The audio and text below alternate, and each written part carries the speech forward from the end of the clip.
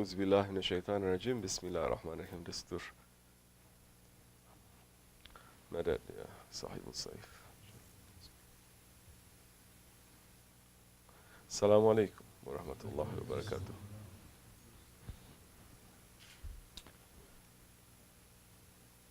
بسم الله الرحمن الرحيم.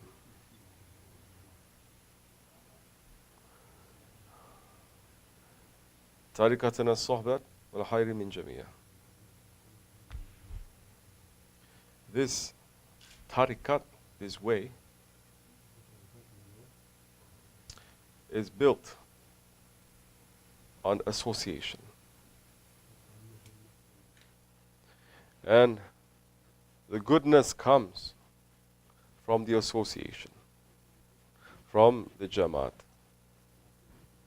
If there is no sohbat, there is no Islam. Because what Holy Prophet ﷺ came was to give sohbat. He wasn't holding conference. He was not having a course. He was no fiqh classes. He was sitting and he was giving a sohbat. He was speaking. Because giving the sohbat is what 124,000 prophets stated. And the sohbat, it is the backbone and it is the foundation of Islam. The sohbat means one person they speak who has been authorized and the rest they listen. As much as you come with an empty cup, that much they can fill it up for you. Man does not sit in a sohbat with a full cup. That time, nothing will enter and he's not going to gain anything from it. But in these days, who has sohbats? Who gives sohbats? Don't go now saying, oh, Hoja is saying he's giving sohbat. No, of course we don't give sohbat. Our Shaykh gives sohbat. We're here listening to what he has to send us, what he has to say, reminding ourselves. Because the sohbat is what gives life to the man. He may sit and empty himself. He may sit and forget everything else that is happening in this world. He may sit and listen with his heart, and opening his eyes and opening his ears. And as much as he's thirsty, Allah will send something there to quench his thirst. Because there is something in there for everyone. Not only for one person or two people, no. And the sohbat that the murids they are listening physically is only one level, let's say. We don't like to talk about levels. We don't like to talk about maqams. Let other people be talking about maqams and levels. We are still at the level, at the station, at the point where we want to be murids.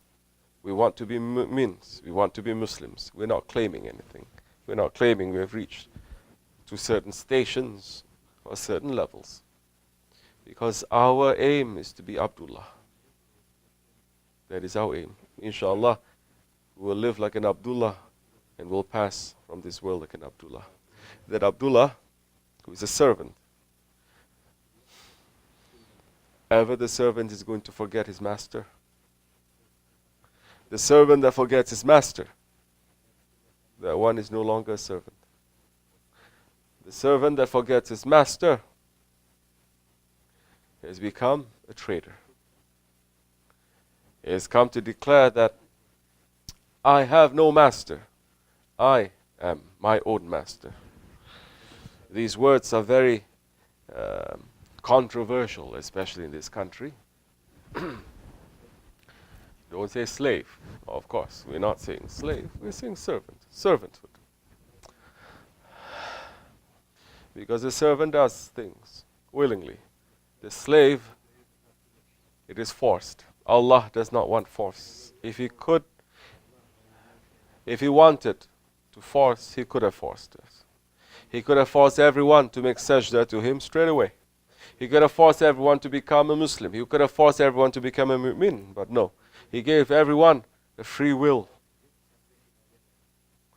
And the man who has intelligence is going to say, this free will is not coming from me. It is coming from that one who has created this free will. That one who created my free will, he has a will of his own too. Now, intelligence is going to force that one to say, what is my will against to his will? His will must be high above everything else. Now that time, the servant will always remember his master. The servant will always say, my master wills this, and I trust him, and I love him. And that one is not going to go against his master. That one will always remember, and that one will achieve nearness and love from the master. Because the master is going to say, you are my beloved one, because you trust me. Everyone can say, oh, I'm a slave to love. They don't think there's anything wrong with that. I'm a slave to fashion. I'm a slave to sports. They can say all these things, even jokingly, but you know, deep down it's not a joke. It is also pretty serious. They are obsessed with it. But to say, I'm a servant to my Lord, they say, no. We are enlightened, democratic, Western type people. We don't serve anyone. We only serve ourselves. What does it mean, serving yourself? What I think is right or wrong. Did you create yourself? Did you decide to come into this world as a man or a woman? Did you decide by yourself with so much of your free will that you say it's a free will, not to live or not to die? No. Everything was ordered to you, and everything was given to you without us putting our will in it. So the intelligence will order us. The Creator who created that will that He has given to us, that is the most precious thing that no one else and nothing else in creation they have. Angels, they don't have free will. Animals, they don't have free will. All other creatures, they do not have free will, except for man. And Allah subhanahu wa ta'ala, there must be a reason why He has given us a free will. There is a reason why He has chosen and created man to be His Khalifa. With that free will that we have in front of us, and with that free will that we say, you gave us this, Ya Rabbi. In reality, it does not belong to me. It belongs to you. Because you gave me this, I give it back to you. I give it back to you. In reality, we are not sacrificing. How can you sacrifice something that doesn't belong to you? You only say you sacrifice something if it belongs to you, if it has value to you. But in reality, we cannot even say that we sacrifice our ego. Or we sacrifice our will because it belongs to Allah. We just say, you gave us this, Ya Rabbi. I give it back to you. And once we give it back to Allah subhanahu wa ta'ala, Allah subhanahu wa ta'ala will replace that will with what? A lower will? With no will? With animals' will? Or He's going to place it with divine will. Once you have that divine will, yes, then you become Rijalullah. You become Rabbani. You become that one that Allah is saying, I am His eyes, I am His ears, I am His hands, I am His tongue. And when He says, be, it is. So the whole key to the sohbat, to the tariqat, is for us to understand our will. And that this will that Allah has given us, are we going to give it to shaitan and our ego, or are we going to give it to Rahman and our Creator? Which one are we going to do? If we give our will to the desires of this world, to our nafs, to whatever shaitan, that rebellious one, is saying you must do, if we do that, not only we lose from the position of Khalifatullah, we fall lower than the animals. At that time, all of creation will curse at us. Why? Because Allah did not create us to be animals or to be lower than the animals. He created us to be His what? Khalifa. What does the Khalifa do? What is the Khalifatullah do? He will do what is Allah's divine will is. He is the hands of Allah. So a man who understands this will start to give up from his free will and to give it back to Allah. You cannot give it back directly. Never you'll be able to do that. The religion didn't come to us directly. The Quran Karim didn't come to us directly. Nothing in this world came to us directly. Because Allah has put us in this world where there is a cause and there is an effect. And it is His divine protocol that everything that is coming from Him must come from someone who is close to Him, that He is trusting that.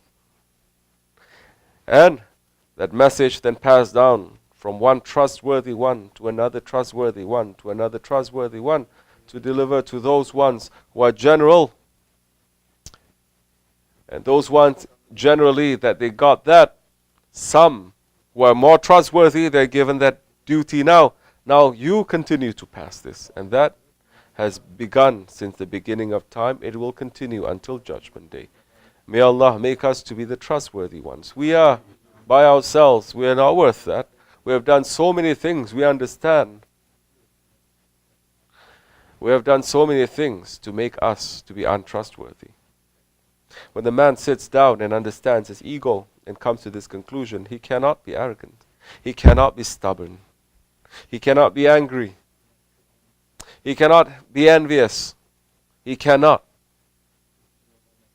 Just don't look at all these things and say, what I have to do when I'm upset, what do I have to do? Just sit down and understand if you are a trustworthy one or not. If you are an angry one or not. If you are an envious one or not. If you are arrogant or not. If you have done things in your life, in your years, last year, last month, last week, today.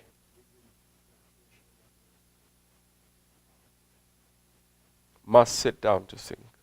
The mu'min must sit down to think. And if the mu'min is not coming to the conclusion that his ego is worse than shaitan, worse than Abu Jahil, worse than Firaun, if he doesn't understand that, and if he's following murshids that are not teaching him that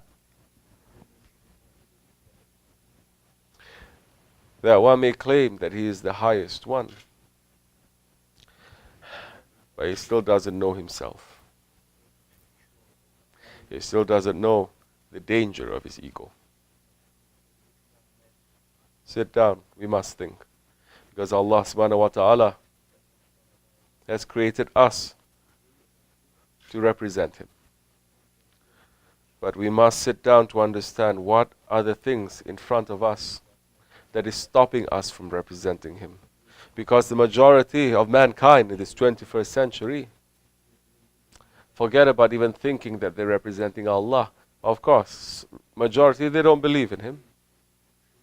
And if they represent anyone, They represent themselves, their ego, and their interests, not for the sake of Allah.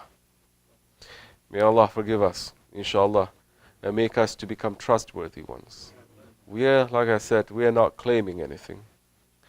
We may belong to the Tariqatul Aliyah, but it is the training of our Murshid, our Sahibul Saif, following directly the Sultan al-Awliya, never to praise yourself, number one.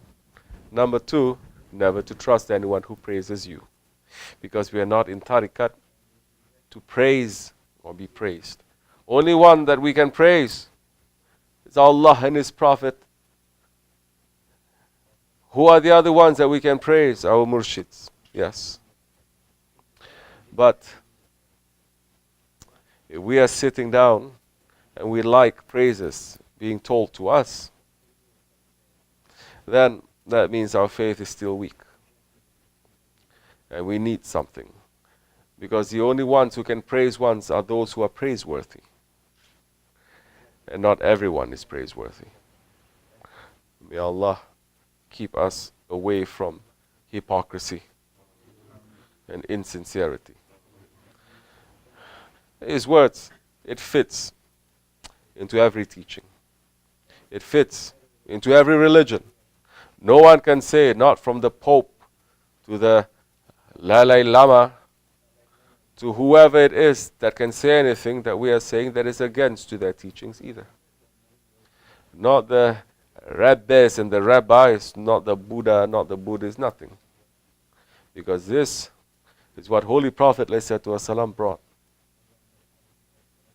And this is universal. And this is what our Shaykh is teaching us to make us to understand ourselves better. On the one hand, what Allah has created us to be His Khalifa. On the other hand, what we're being busy with. Yes. To return to Allah is to return to the station that He has created us for. And that is the station of Khalifatullah. Not to return to Allah in a state of disgrace. We cannot disgrace Allah, of course, but we can disgrace ourselves. Allah is not disgracing us, we are disgracing ourselves. Not to return to Allah in a state of stubbornness and the ego. Not to go back to Allah with the nafs and the dunya in our hearts. We got to get clean before we return. Tariqat is teaching us to clean it here in this world. Before we go to that grave, before we go to the judgment day, before we enter into the fire. May Allah protect us from that, because that is a heavy punishment that is coming. Wa min Allahu tawfiq. May Allah forgive me and bless all of you for the sake of our Shaykh, for the sake of our grand Shaykh. And we are praying also for everyone who has lived and who has given their lives for the sake of Allah and His Prophet. All those ones who are in suffering, who are in torture because of Allah and His Prophet, because they are holding on firmly. Those who are in oppression, and those ones who are patiently holding on and not losing their faith in Allah and His Prophet and the awliya Allah. We're asking Allah subhanahu wa ta'ala to make it easy for them, to give them more faith, and to make us to wake up, and to make us to feel, and to make us to worship properly, and to care for this ummah that the Holy Prophet ﷺ is loving. And for us to ask Allah subhanahu wa ta'ala to send us a sultan soon. Send us a sultan, Ya Rabbi. Send us a sultan. Send us Ya Khalifa, Ya Rabbi. Send us Ya Hazrat Mahdi alayhi salam, Ya Rabbi. Send us our Shaykh, Ya Rabbi. Send us all those good ones that are going to come to fix all this big mess, Ya Rabbi, that can never be fixed until the strong heavenly power is coming. May we be clean and worthy to be with them, to help them in that work, Ya Rabbi. Do not let shaitan to trick us, Ya Rabbi. Don't let our egos and our desires to trick us from this way, Ya Rabbi. Don't let the weakness to come to enter into our hearts and in this way, Ya Rabbi. May all those ones who are putting barricades in front of this way May it be removed, and may they wake up before it's too late, Ya Rabbi. We're asking for your forgiveness for the Shaykh, for the sake of the Holy Prophet, our grand Shaykh and our Shaykh. Al-Fatiha.